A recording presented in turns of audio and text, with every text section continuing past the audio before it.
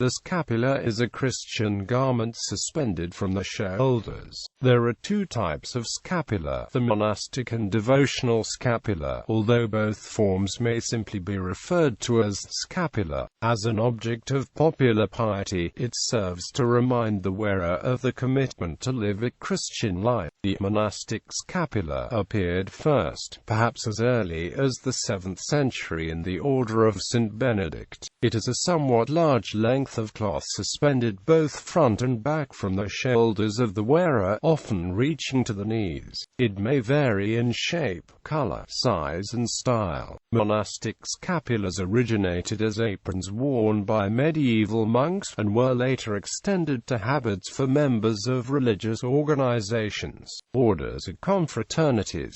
Monastic scapulas now form part of the habit of monks and nuns in many Christian orders. The devotional scapula is a much smaller item and evolved from the monastic scapula. These may also be worn by individuals who are not members of a monastic order. The Anglican Communion considers them sacramentals. The devotional scapula typically consists of two small pieces of cloth, wood or laminated paper, a few inches in size, which may bear religious images or text. These are joined by two bands of cloth, and the wearer places one square on the chest, rests the bands one on each shoulder, and lets the second square drop down the back. In many cases, both forms of the scapula come with a set of promises for the faithful who wear them. Some of the promises are rooted in tradition, and others have been formally approved by religious leaders. For Roman Catholics, for instance, over the centuries, several popes have approved specific indulgences for scapulas. As for some other objects of popular piety history, the scapula may have emerged from an apron-like piece of cloth worn by monks. Item 55 of the Rule of Saint Benedict, dating to the 7th century, refers to the use of the scapula. In the Western Church, the key elements of a monk's habit eventually became the tunic, the cincture, the scapula and the hood. A nun's costume included the tunic, the scapula and the head veil. Some authors interpret the scapula as a symbolic apron based on the fact that monks and nuns, when engaged on some manual labor, tend to cover it with a protective apron or carefully tuck it up or throw the front length back over the shoulder to prevent it from getting in the way. Varieties. Monastic scapula. Today, the monastic scapula is part of the garb, the habit of many Christian religious orders, of both monks and nuns. It is an outer garment about the width of the chest, from shoulder to shoulder. It hangs down in the front and back almost to the feet, but is open on the sides.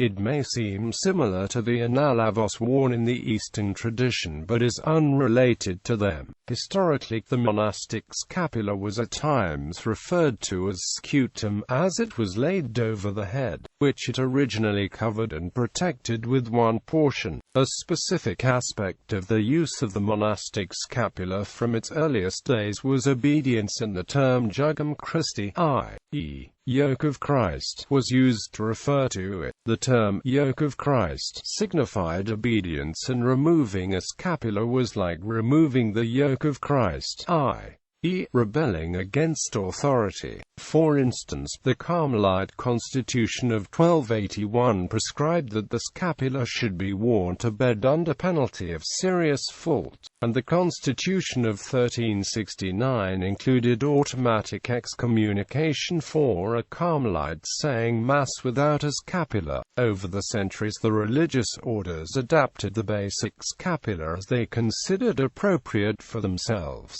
as a result of which there are now several distinct designs, colors, shapes and lengths in use. The Carthusians and others attached a hood to the scapula, rather than keeping the former a separate item of the habit, while some, like the Dominican order of Carmelites, wear it beneath another layer, like a shoulder cape or capuche, and the color selection could change over time. For instance, prior to 1255 the Augustinian scapulars for novices were black and those of the lay brethren were white, but thereafter all scapulars but those of the lay brethren had to be white. In some cases the monastic scapular was used to distinguish the rank or level of the wearer within a religious order. For instance, in some Byzantine monastic practices two levels of fully professed monk or nun exist, those of the little habit and those other of the great habit, these being more senior and not having to do manual labor. In these cases, the great habit was simply distinguished from the little habit by the addition of a scapular decorated with the instruments of the Passion, just as the stole is the vestment that came to mark the office of a priest. The monastic scapular became the equivalent for those in the monastic life, and even today, a long scapular identifies its wearer as a member of a religious order. It is a symbol of the confraternal way, combining in itself the principle of ora et labora, and so the form was later adopted by pious laity who wished to have an open sign of their devotion. Non-monastic reduced scapular. Some authors suggest that the tradition of wearing a reduced form of a non-monastic scapular started in the 11th century with St. Peter Damian, and the monastic scapular was gradually transformed from an item of clothing that was part of the habit of monks and nuns to a smaller item that expressed devotion by individuals, called oblates, who lived in the world, but wished to be affiliated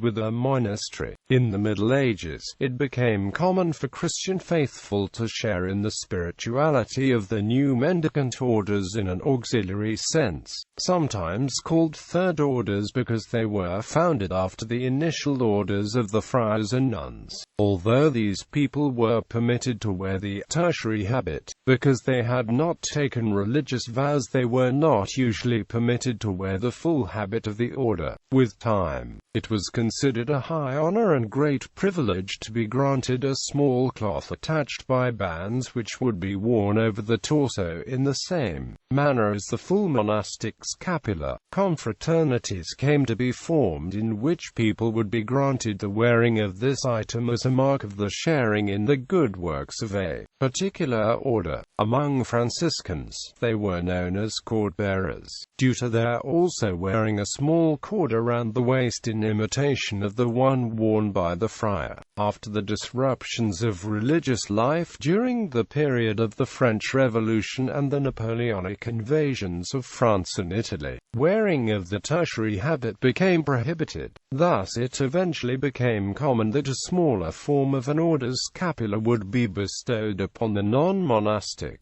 Rather than a full length of cloth, it consisted of two rectangles of wool joined by bands in some fashion. These are still worn today by the Third Order members of the Franciscans, Carmelites, and Dominicans. In order to gain the benefits of the order, the members must wear these scapularly constantly. However, in 1883, in his Constitution on the Law of the Franciscan Third Order, called Misericors Dei Filius, Pope Leo XIII declared that wearing either these medium-sized scapulae of the Third Order, or the miniature forms of the smaller devotional scapular, entitled the wearer equally to gain the indulgences associated with the order. Some religious orders still give a short version of the large scapula to non-monastics that are spiritually affiliated with them. Such short scapulars are designed to be unobtrusive and can be worn under regular clothing at home and at work. Devotional scapula. Devotional scapulars are objects of popular piety, primarily worn by Roman Catholics, as well as some Anglicans and Lutherans, designed to show the wearer's pledge to a confraternity, a saint, or a way of life, as well as reminding the wearer of that promise. Some devotional scapulars bear images, or verses from Scripture. Devotional scapulars typically consist of two rectangular pieces of cloth, wool or other fabric that are connected by bands. One rectangle hangs over the chest of the wearer, while the other rests on the back, with the bands running over the shoulders. Some scapulars have extra bands running under the arms and connecting the rectangles to prevent them from getting dislodged underneath the wearer's top layer of clothes. The roots of devotional scapulars can be traced to the gathering of laity into confraternities for spiritual direction, whereby the faithful were be assigned some badge or token of affiliation and devotion. The image or message on the scapula usually reflects the order's focus. Tradition favored devotion. Devotional scapulars and the indulgences attached to them grew along with the growth of Catholic confraternities during the 17th and 18th centuries. The fact that specific promises and indulgences were attached to the wearing of scapulars helped increase the following, as was seen with the early example of the brown scapular habit of the Carmelites. This promise was based on the Carmelite tradition that the Blessed Virgin Mary appeared to Saint Simon Stocked, Cambridge, England in 1251 in answer to his appeal for help for his oppressed order, and recommended the brown scapular of the Our Lady of Mount Carmel to him, and promised salvation for the faithful who wore it piously. Regardless of the scholarly debates regarding the exact origin of the brown scapular, it is clear that it has been a part of the Carmelite habit since the late 13th century. The blue scapular of the Immaculate Conception that dates to 1617 was eventually granted a significant number of indulgences, and many graces were promised to those who would honor the Immaculate Conception by wearing the blue scapular and live chastely according to their state in life. In 1885, Pope Leo XIII approved the scapular of the Holy Face, and elevated the priests of the Holy Face to an archconfraternity. He also approved the scapular of Our Lady of Good Counsel and the scapular of Saint Joseph, both in 1893, and the scapular of the Sacred Heart in 1900. In 1611, the Servite Orders Confraternity and the Black Scapular of the Seven Sorrows of Mary received indulgences from Pope Paul V. During the 19th century, a number of other scapulars were approved. The white scapular of the Immaculate Heart of Mary was approved by Pope Pius IX in 1877, and the white scapular of Our Lady of Good Counsel received the approval of Leo XIII in 1893 for the purpose of invoking Mary's guidance upon its wearer. The black scapular of Our Lady Help of the Sick was approved by Pius IX in 1860. In 1863, he also approved the green scapular, which is not from a confraternity but an image inspired by a vision of the Blessed Mother experienced by Senior Justine Bisqueburu from the Daughters of Charity of St. Vincent de Paul. By the early 20th century, the devotional scapular had gained such a strong following among Catholics worldwide that Joseph Hilgers, in the Catholic Encyclopedia of 1914, stated, like the Rosary, the brown scapular has become the badge of the devout Catholic. Quote, in the 1917 reported apparitions of Our Lady of Fatima, the Virgin Mary is said to have appeared with a rosary in one hand and a scapular in the other. Sister Lucia stated that the Virgin Mary told her, the rosary and the scapular are inseparable. In the United States, Scapular magazine helped enroll 1 million Americans to pray the rosary based on the Fatima messages. The rosary and the devotional scapular continue to be linked in the 21st century, while a number of scapulars are entirely Christocentric. The most widespread scapulars, such as the brown scapular of Our Lady of Mount Carmel and the blue scapular of the Immaculate Conception, relate to Marian devotions and consecrations. The official teachings of the Catholic Church indicate that the brown scapular of Mount Carmel is one of the most highly recommended Marian devotions. This has been the case through the centuries, and more recently with popes including Pius XII, Paul VI, and John Paul II, who stated that he received his first brown scapular of Mount Carmel at age 10 when his Marian devotion was taking shape, and he continued to wear it into his papacy. The Catholic Encyclopedia lists 18 small scapulars approved by the Roman Church: the white scapular of the Most Blessed Trinity, the white scapular of Our Lady of Ransom, the brown scapular of Our Lady of Mount Carmel, the black scapular of the Seven Sorrows of Mary, the blue scapular of the Immaculate Conception, the red scapular of the Most Precious Blood, the black scapular of the Passion, the red scapular of the Passion, the black scapular of Help of the Sick, the white scapular of the Immaculate Heart of Mary, the blue and black scapular of St. Michael the Archangel,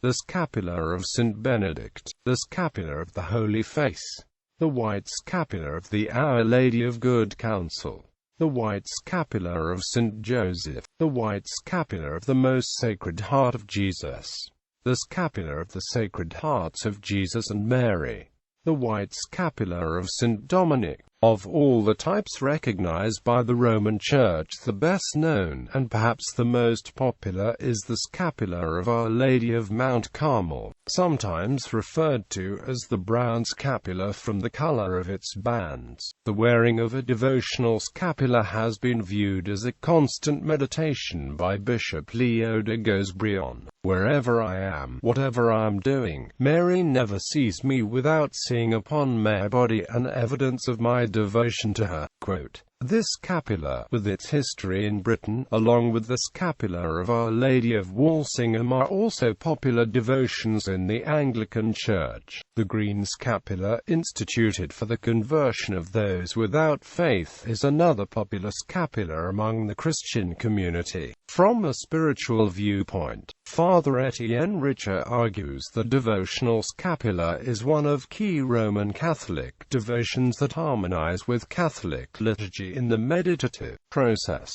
investment, blessing and rules. Though each scapular has its own particular qualifications and usage, the Roman Catholic Church has set down certain rules that pertain to all its types, be they monastic or devotional. A scapular associated with a confraternity must be invested by an ordained representative of that group. A scapular associated with a mystery or devotion may simply be blessed by a priest and given to the wearer. To receive the benefits or indulgences granted, the scapular generally must be worn constantly. It may be placed aside for a time, but, during that period, the wearer does not receive the scapular's benefits. A wearer cannot confer benefits on a scapular already equipped. Should the wearer take up the wearing of it again, the benefits are again conferred. A devotional scapular must be in good repair with both bands intact. Multiple scapulae may be worn on the same bands, but the bands must be the color of those prescribed by the scapular with the most preeminence, and that scapula must be foremost with the others behind in order of precedence. If a scapular becomes damaged to the point where it cannot be in good repair, it must be replaced. However, it is not necessarily for the wearer to be reinvested, as it is the devotion of the wearer, not the object itself, that confers the benefit of the scapular.